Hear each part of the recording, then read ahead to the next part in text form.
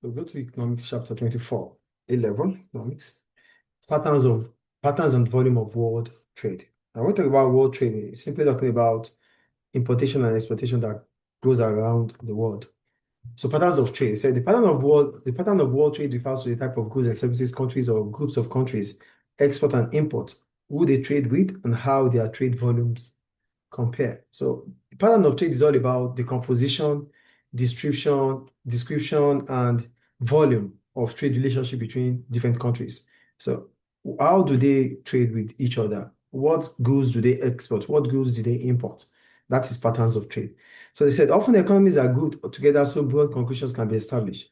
Different regions in the world will have particular patterns of trade. The type of goods and services exported and imported may also differ in general between developed and developing countries. World economy. Since there's globalization, it simply means that there's always going to be trade relationship. But the patterns of trade for countries differ because some countries would import what you export, and some countries will export what you import. And sometimes countries or even countries in the same continent would not still import the same products or export the same products. But we have to group them based on the uniqueness amongst what they import or export.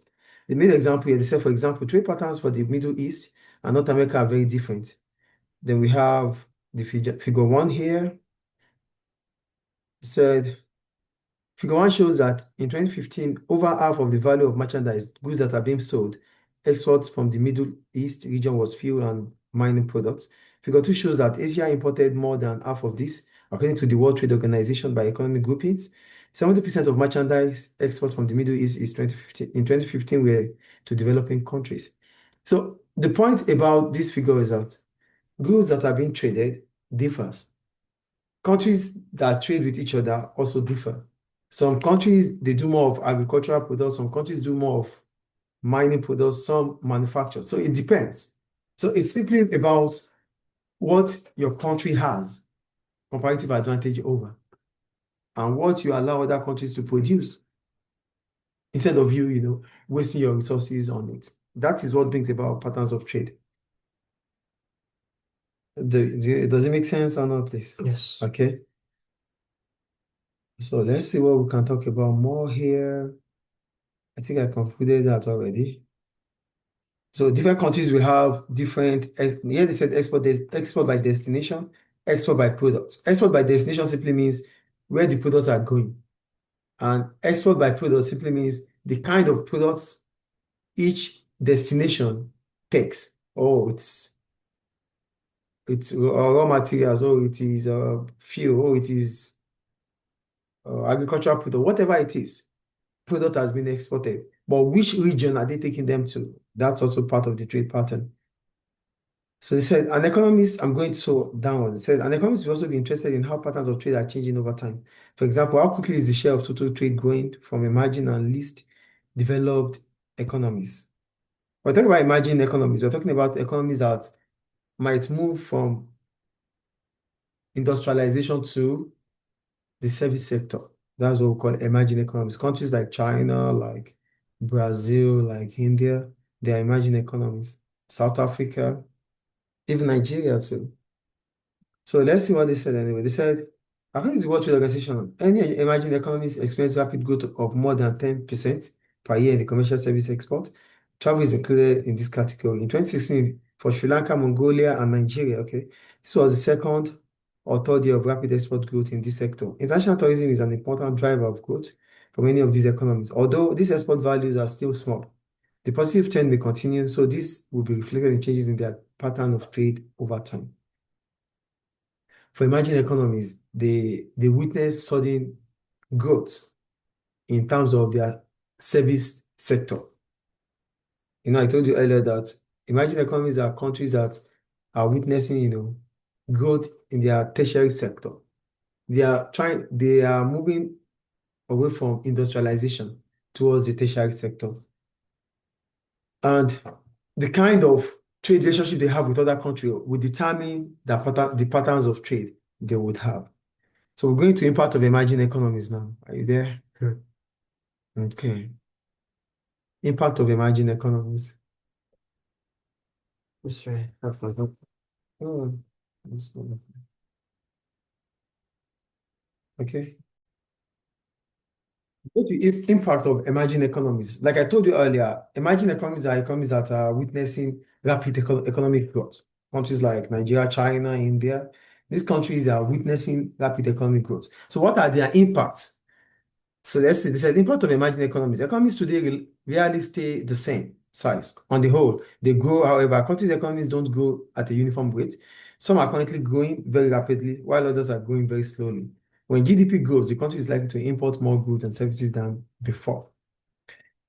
Imagine some countries do not grow rapidly at the same rate. There's no uniqueness in growth because countries have different policies, countries have different government, countries have different macroeconomic objectives. So they will not grow in the same way. But whatever the case might be, if a country witnesses or a growth in its GDP, it is likely to import more goods and services than before. And why is this so? It is so because a growth in GDP means income level within the economy will also increase. And if income level is increasing, people would also spend on foreign products. Do you get it? Yeah. Shall we continue? Okay, great. So they said they will do more imports than export, more to pay for these imports. So economic growth will affect patterns of trade internationally. Over the past 50 years, for example, China has gone from barely trading with the rest of the world to being one of its leading exporters today.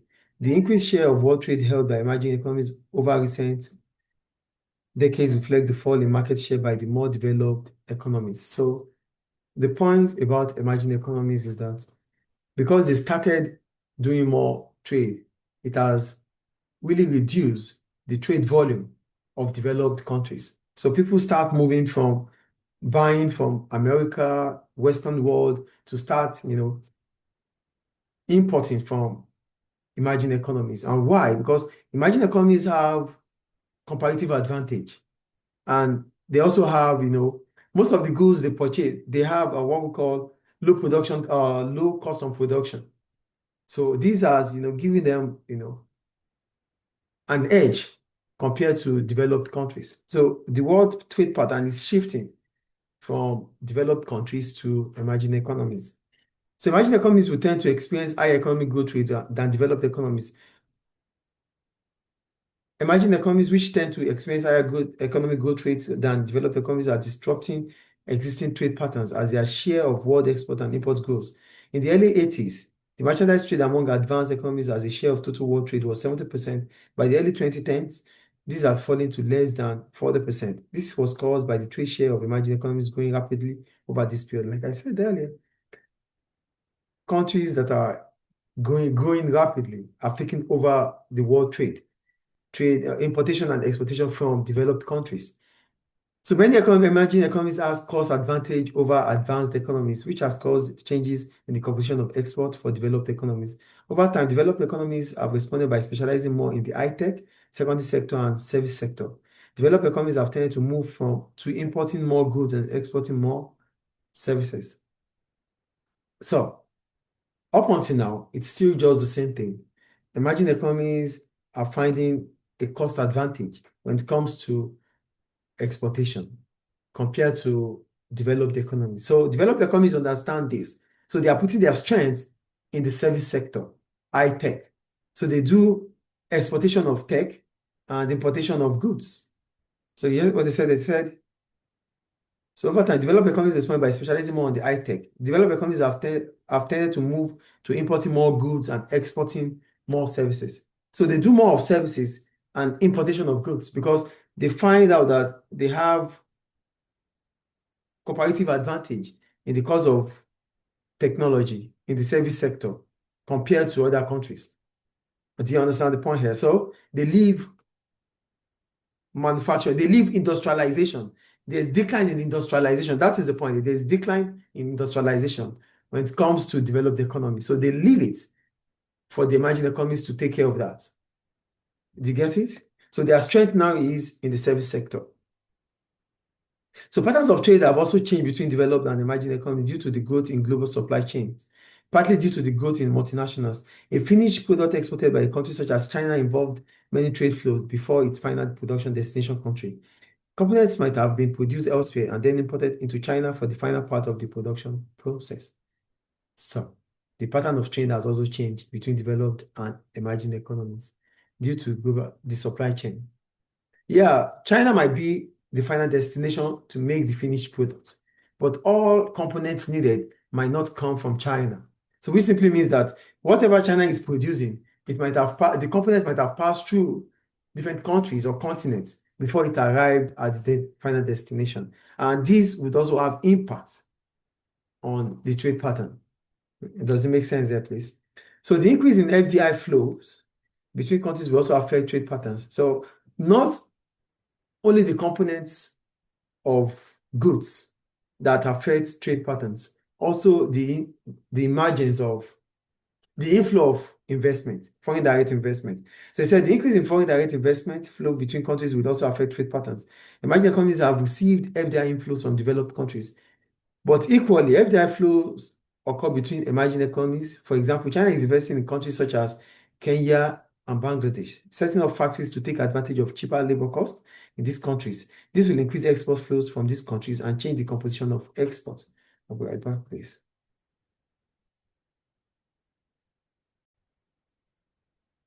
So another factor that changed the pattern of trade is the increase in FDI flow.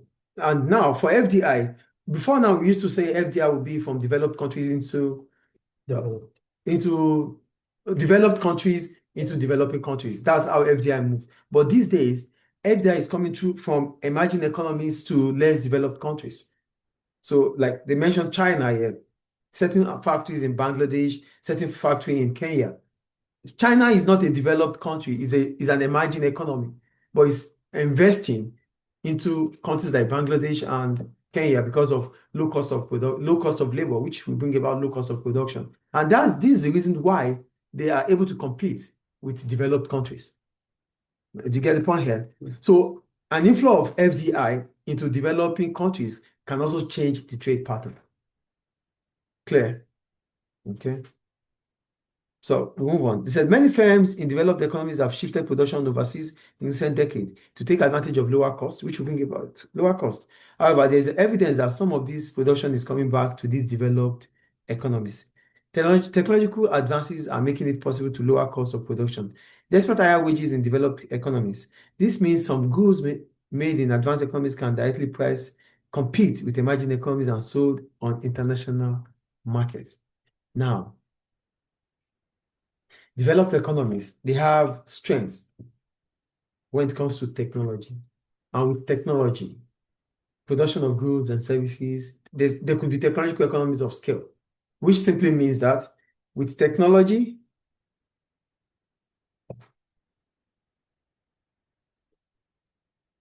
so there's tech with technology, which brings about things to become more faster and better, which brings about efficiency. So here they are saying that developed economies can still compete with emerging economies in the international market because developed economies have the strength when it comes to technology. And with technology, they might as well exploit economies of scale, technical economies of scale, which simply means they can still compete with emerging economies in terms of price because they may be able to produce at a reduced lower cost of production. And that allows them Economies of scale. Yeah, and that allows them to be, internationally competitive. Do you get it? But emerging economies increasingly represent new markets for developed economies. So if economic growth rates of emerging economies remain higher than those of developed economies, this will open up fast-growing markets. These export markets will be increasingly more significant as many individuals in emerging economies join the middle classes. This will change the types of goods and services imported by these economies. So emerging economies are witnessing increase in their exportation. And this means a lot of people would move from the lower class to the middle class. And because people are moving from the lower class to the middle class, it will change their trade patterns. It will change the quality of goods and services they consume. So which simply means that based on the fact that they are moving into the middle class level, they'll be able to do more of importations. Do you get it here? So do you get it or not? So it's all about the cycle. Emerging economies will be able to compete with developed economies. And developed economies are there already. They are using tech to be price competitive. And if emerging economies are able to compete with developed economies in terms of international trade, the revenue that comes through these things would change the class of their society from the lower to the middle class. So if they are able to move to the middle class, it simply means their income level would also increase, their purchasing power would increase, and that would change the kind of goods and types of goods and services they consume. So that is the impact of emerging economies. The impact is simply, in some way, it simply means that if emerging economies continue to be internationally competitive, it changes their economic level, it changes their income level, and that would allow them to be able to consume goods and services that are imported. Any question about that? Good. So that's about emerging economies and the impact in the lives of the economy, the impact in the life of the people in such country, and the impact in the world trade also. So we already know that with emerging economies, developed countries would be able to import from these emerging countries in terms of goods, and they will be able to do exports to these emerging economies because these emerging economies might also need technology. So, and they will only get it from the developed countries. So that takes us to changes in comparative advantage. Do you make your note already? Do you make your notes for those ones? Yeah. Okay. So go to changes in comparative advantage now.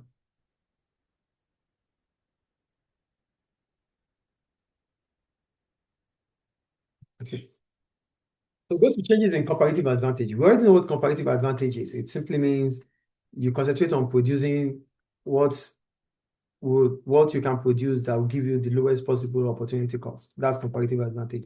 So the theory of comparative advantage suggests that countries will specialize in those goods and services in which they have a comparative advantage. For example, the UK has a comparative advantage in the financial and insurance service. Approximately 1/4 of total exports of services are financial services. Over time, changes in comparative advantage occur as relative labor skills and technology differences between countries change. So the theory of comparative advantage suggests that we only specialize on what we have comparative advantage on, which means we're only going to produce goods or services that we are able to produce at a reduced opportunity cost. And what are the factors that bring about comparative advantage? We need factor inputs. That means labor and capital. They are part of it. So when you talk about labor and capital, which simply means labor skills can be a reason why we are able to have a comparative advantage. And capital, which is technology, might also be the reason why we have comparative advantage, which they are saying here. Do you get it or not? The first paragraph is talking about the theory of comparative advantage, which is all about you concentrating on what you know how to produce best at a reduced lower cost or reduced opportunity cost. And the impact on this is based on factor input, which are labor and capital. If your country is labor intensive, if you are concentrating in production of labor intensive, then you have to be in a country that has large population, because that allows you to have comparative advantage. And if you are producing goods or services that would involve equipment in a country that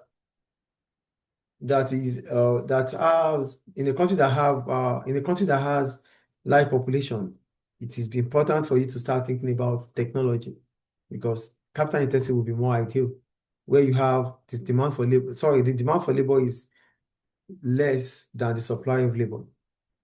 The demand of labor is more than the supply of labor. In such country, the wage rate will be higher. So it is important for the country, or it is ideal for the country, to start thinking about capital intensive to have comparative advantage. So the growth of emerging economies means many developed economies have shifted their export towards higher valued goods or services. This makes sense, since advanced economies are likely to have a comparative advantage in this. So the point is, emerging economies are shifting. So whatever they know needs to be done with technology, they leave it for the developed economies, because developed economies would have comparative advantage compared to them. Do you get it? They can produce them they said, this makes sense. Okay, they can produce them at a lower opportunity cost than emerging economies because they have a relatively large supply of skilled labor and advanced technology. So goods and services that needs technology, that needs technicality. Emerging economies do not dabble into it. They do not want to produce it because developed countries will produce it at a low opportunity cost. So they leave it for them. But goods that involve that is highly labor intensive, emerging economies, they dwell on that and they produce such goods because they have comparative advantage on it. So transport costs and communication costs are falling significantly over the last 50 years, which has allowed the splitting up of production along global vertical supply chains. So this stretch across many intermediate goods cross borders many times before being made into final products. Each country is increasingly specialized in a particular stage of the production process where they have a comparative advantage. So finished goods, when we started talking, we said some components will pass through different countries, different continents before it finally gets to China, before China now produce the final product. So in the course of transiting these components, it simply means different countries will concentrate on whatever component it has the lowest opportunity cost in producing before selling them or exporting them to their final destination. So that means there's specialization even in terms of raw materials and components. And that has brought about changes in comparative advantage. So we don't just think about the finished product, we think about gathering of the components. Which country has what? So each country will bring out the component it has strength in producing before transiting it or exporting it to other countries. You get it? Yeah. So that has changed comparative advantage. So comparative advantage has changed over time because countries start thinking about where their strength is, either in terms of the finished product, in terms of the work in progress, or in terms of the extraction. So whatever you have low opportunity cost in producing, that is what you concentrate on producing. And that brings about changes in comparative advantage. Any question about that? So we go to growth of trading blocks and bilateral trading agreements. Recent decades have seen a rapid spread of trading blocks and bilateral trade agreements, which are designed to increase trade between participating countries at the expense of other countries. So there's trading block because certain countries within a region have decided to have trade relationship without restriction. That is what trading block is about. And for bilateral agreements, it simply means two countries have reached agreements to trade with each other. You get it? So they said, and they changed the pattern of trade in terms of geographical composition of export and imports. For example, trade within the EU represents 63% of all EU total exports in 2015. In NAFTA, NAFTA is part of a trading bloc. Intertrade totaled 50%, according to a recent report by the International Monetary Fund, the World Bank, and the World Trade Organization. Bilateral and regional trade agreements have increased dramatically in scope and in number. So the number of agreements filed with the WTO rose from 52 in 1990 to around 280 in 2015. If a trading bloc such as the EU invites new members, those countries will trade more with countries inside the bloc and less with countries outside. So pattern of trade change in trading bloc as trading bloc grows in size. Now, trading bloc. If there's trading bloc, it simply means we start dealing more with countries that we are in the same bloc and start dealing less with the world trade. So trading bloc limits your trade relationship with the rest of the world because you start thinking more of your trading bloc, those countries that you are within the same region. So that's the point they're making here. As soon as a certain country is being accepted into the European Union, it will start dealing more with the European Union members than the rest of the world. Do you understand? Growth of trading blocks and bilateral trading agreements now. The growth of trading bloc reduces trade relationship with the rest of the world. It reduces international trade. Because with trading bloc, you are more inside a certain region and less in the world. Do we get it or not? Okay, great. So that takes us to changes in relative exchange rates.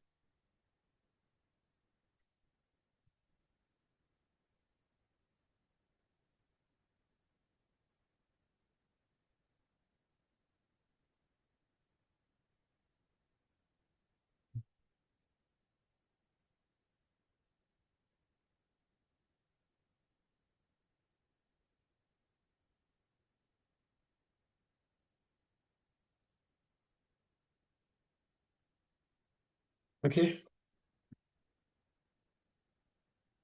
So go to changes in relative exchange rates when it comes to patterns of trade. That is the exchange rate of one currency for another currency in relative price affects the relative prices of goods between countries. So the exchange rate of one country, that means we're talking about is the exchange rate appreciating or depreciating. So the exchange rate would have impact in the prices of goods and services because if the exchange rate of a country is increasing in relative to other countries' currency, it means the price of import becomes cheaper in that country and the price of exportation becomes expensive, which simply means foreign customers would stop dealing with such country and the country will be able to buy more foreign products. That's in terms of exchange rate. But in the short run, they said so changes in but in the short term, changes in exchange rate in the short term does not really affect the pattern of trade compared to the long term. If it is the long term, it affects the pattern of trade, but not in the short term. So changes in relative exchange rate will only affect the pattern of trade when it comes to long term, not in short term. Does it make sense or not? We have exchange rate, which is the price of a country's currency in relative to other countries' currency. In the short term, changes in exchange rate does not have any impact in the trade patterns. But in the long term, it has. Because in the long term, prices becomes what we have to continue to pay over time. The exchange rate will continue to appreciate or depreciate. So that means this is what we have to deal with over a long period of time, and that will have changes in the trade, that will have impact in the pattern of trade. If the exchange rate is falling, export would increase, and that changes the trade pattern. If exchange rate is increasing, export would fall, import would increase, and that would also change the trade pattern. It changes the trade pattern based on volume. If exchange rate is increasing, the volume of export would fall. If exchange rate is increasing, the volume of import would rise. So it changes the trade pattern. Do you understand? So that means in the short term, exchange rate changes doesn't have impact on pattern of trade, but in the long term, it has. Any question? No. Okay.